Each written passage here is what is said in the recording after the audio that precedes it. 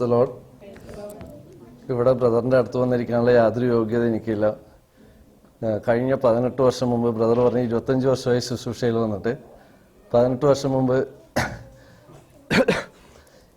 ഞാൻ പഠിച്ചുകൊണ്ടിരിക്കുന്ന സമയത്ത് ഞങ്ങളുടെ പാരിഷിലെ ഫ്രണ്ട്സായിട്ട് മുരിങ്ങൂര് ധ്യാന കേന്ദ്രത്തിൽ ധ്യാനത്തിൽ പങ്കെടുക്കാൻ പോകുന്ന ഒരു ശീലം ഉണ്ടായിരുന്നു എനിക്ക്. അപ്പോൾ 18 വർഷം മുമ്പ് ഒരു ഓണാഘോഷത്തിന് സമയത്ത് ഞങ്ങൾ ഫ്രണ്ട്സായിട്ട് അവിടെ പോയി. പക്ഷേ ധ്യാനം തുടങ്ങുന്ന ഞായറാഴ്ച വൈകിട്ട് ആണ് അറിയണത് ബ്രദറിൻ്റെ ധ്യാനമാണ്, ആന്തരിക സൗഖ്യദാനം. അപ്പോൾ ഈ ബ്രദർ ഭയങ്കര ഫേമസ് ആണ്. ശുശ്രൂഷ തുടങ്ങി, ഒന്നും മനസ്സിലാകുന്നുണ്ടായിരുന്നില്ല. നമ്മൾ ചിന്തിക്കുന്നതിൻ്റെ ലെവലിൻ്റെ അപ്പുറത്തേക്കുള്ള പരിശുദ്ധാത്മാവിൻ്റെ ടോക്കായിരുന്നു ബ്രദർ ഉണ്ടായത്. ആദ്യത്തെ 1-2 ദിവസം കഴിഞ്ഞപ്പോഴേക്കും മനസ്സിലായി തുടങ്ങി.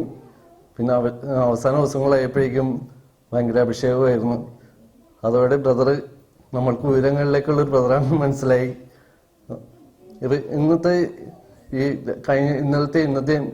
ശുശ്രൂഷയിൽ കുറേ ബോധ്യങ്ങൾ ലഭിച്ചു.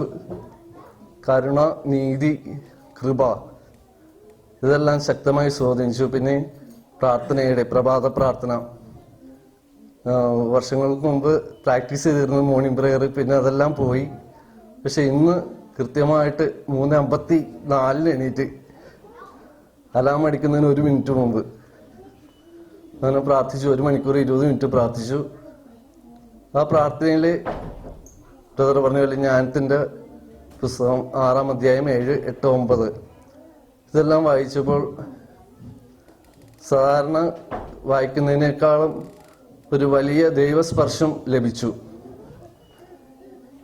പിന്നെ ബ്രദർ പറഞ്ഞ പോലെ മധ്യസ്ഥ പ്രാർത്ഥനയ്ക്കുമ്പോൾ നമ്മളുടെ വിശ്വാസം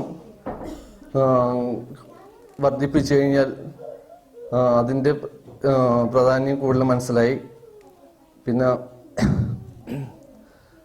നീതിയും കരുണയും തമ്മിലുള്ള ഡിഫറൻസ്, ഒരു പിതാവ് പുത്രനെയും ഒരു പിതാവ് ഭൃത്യനെയും കണക്കാക്കുന്ന ആ ഡിഫറൻസ് നീതിയുടെയും കരുണയുടെയും ഉപമകളിലൂടെ പറഞ്ഞത് കൃത്യമായി മനസ്സിലാകാൻ സാധിച്ചു.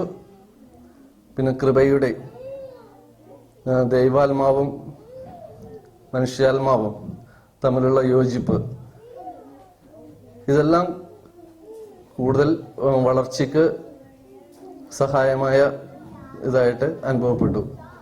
ഇതെല്ലാം കൂടുതൽ ദൈവകൃപയ്ക്ക്